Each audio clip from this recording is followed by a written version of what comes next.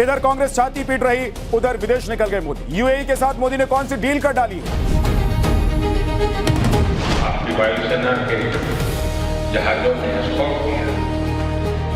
ये भारत के लोगों का सम्मान है।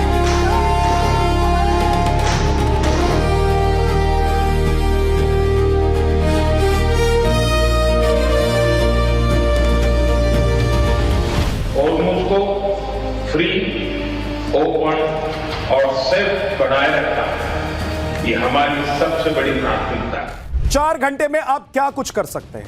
ये सवाल मैं आपसे इसलिए पूछ रहा हूं क्योंकि आज पीएम मोदी ने अपने महज 4 घंटे के यूएई दौरे में वो कर दिखाया जो दुनिया हैरान रह गई देखकर। यूएई दौरे पर गए पीएम मोदी ने सिर्फ 4 घंटे में $5 अरब का इन्वेस्टमेंट भारत ले आने का इंतजाम कर दिया है। कुछ लोग पीएम मोदी के इस विदेश दौरे पर सवाल खड़े कर रहे थे। विपक्ष तो यह कह रहा था कि लोगों को विदेश जाने से रोककर पीएम मोदी खुद विदेश दौरे पर निकल गए। अरे भाई, मोदी ने सैर सपाटे के लिए थोड़ा ना विदेश जाने का तय किया है या अपील की कि भाई आप लोग मत जाइए, मैं घूम के आता हूं। किसी काम से जाने के लिए वो उन्होंने तय किया होगा कि जाना है तो वहां से कुछ लेकर आना है, तो काम के लिए वो गए हैं और काम करके आ रहे हैं। 4 घंटे में उन्होंने जो कर दिया वो कर लेंगे क्या आप?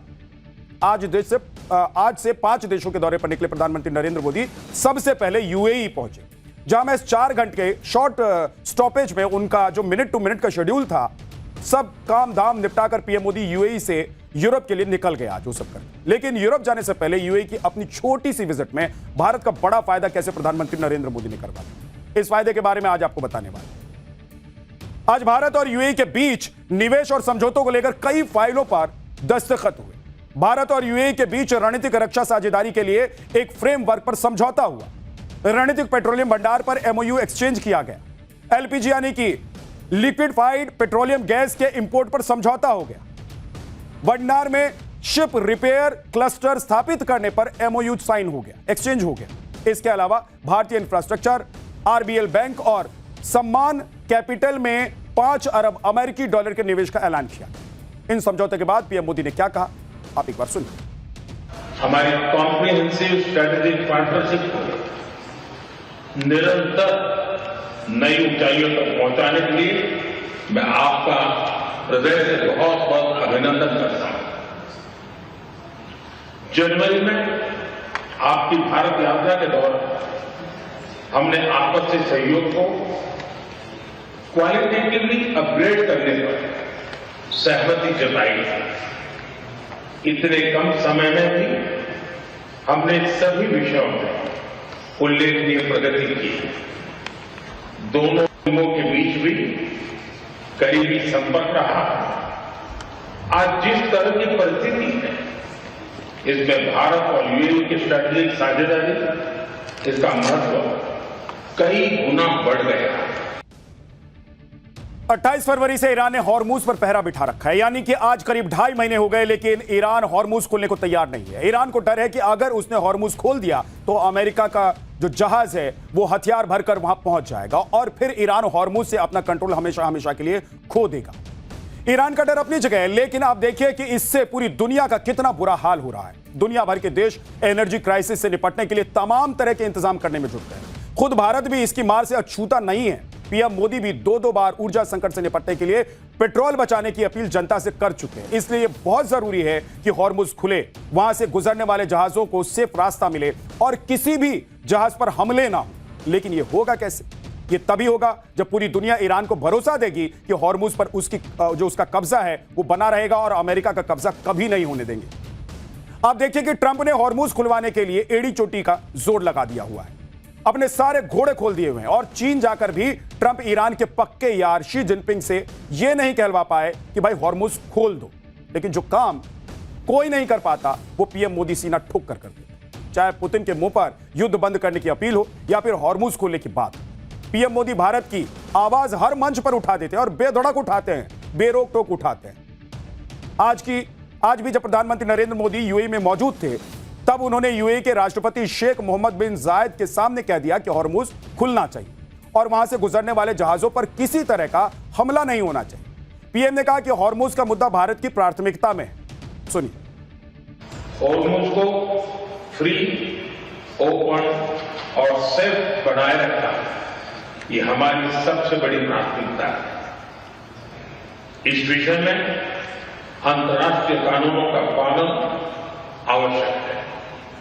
ब्रदर, भारत हर परिस्थिति में यूएई के साथ कंधे से कंधा मिलाकर खड़ा है और आगे भी खड़ा रहेगा। जल्द से जल्द शांति और स्थिरता की बहाली के लिए भारत हर संभव सहयोग। भाई पीएम मोदी की खासियत है कि वो जिस भी देश के राष्ट्राध्यक्ष से मिलते हैं उससे कहीं ना कहीं अपना पर्सनल बॉन्डिंग बना ही लेते हैं, कर ही लेते हैं। पीएम की हग डिप्लोमेसी की मुरीद तो पूरी दुनिया है। आपने कई बार देखा होगा प्रधानमंत्री को ऐसे लोगों को गले लगाते हैं। यूएई के राष्ट्रपति शेख मोहम्मद बिन जायद के साथ भी पीएम मोदी की पर्सनल बॉन्डिंग दिखाई दी। पीएम मोदी उन्हें अपना बड़ा भाई मानते हैं, इसलिए आज पीएम मोदी की प्लेन जब वहां यूएई के आसमान में पहुंचा तो वैसे यूएई एयरक्राफ्ट के F-16 फाइटर जेट्स पीएम के प्लेन की सुरक्षा के लिए स्कॉट के लिए पहुंच गए। इसके बाद जब पीएम मोदी राष्ट्रपति शेख मोहम्मद बिन जायद से मिलने के लिए पहुंचे तब उन्हें गार्ड ऑफ ऑनर भी दिया गया। सुनिए इस ग्रैंड वेलकम पर पीएम मोदी ने क्या कहा। माय डियर ब्रदर, इस आत्मीय स्वागत के लिए मैं आपका हृदय से बहुत बहुत आभार व्यक्त करता हूं। और जैसा आपने कहा, मैं अपने दूसरे घर आया हूं। ये शब्द, ये भाव मेरे जीवन की बहुत बड़ी पूंजी है। आज भी जिस प्रकार से आपकी वायुसेना के जहाजों ने एस्कॉर्ट किया, ये भारत के लोगों का सम्मान है। यूएई में पीएम मोदी का ऐसा शानदार सम्मान देखकर मोदी विरोधियों को आग लग गई है। कुछ लोग तो छाती पीट रहे हैं कि क्या हो गया, ऐसे कैसे हो गया, इतना सम्मान। भाई देश के प्रधानमंत्री हैं और कांग्रेस को छाती पीटती भी दिखाई भी दे रही है कि कैसे छाती कांग्रेस के नेता आज पूरे दिन पीटते हुए नजर आए।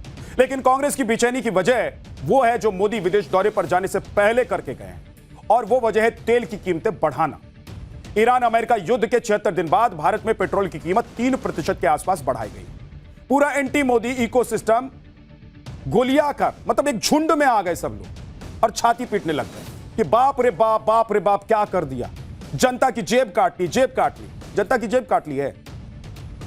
ये लोग कह रहे हैं विपक्षी नेता, आगे आपको बताऊंगा। लेकिन देखिए कि एंटी मोदी इकोसिस्टम ये नहीं बता रहे कि ऊर्जा संकट की मार से अमेरिका भी नहीं बचा हुआ। वो अमेरिका जो युद्ध लड़ रहा है, जिसके पास खदान है, जिसके पास कुएं के तेल है, तेल के कुएं हैं, जो दावा करता है कि उसके पास तेल का सबसे बड़ा भंडार है। ट्रंप के अमेरिका में भी तेल के दाम 28% बढ़ चुके हैं युद्ध के बाद। तो फिर भारत में महज 3% तेल की कीमत बढ़ने पर इतनी हाई तौबा क्यों?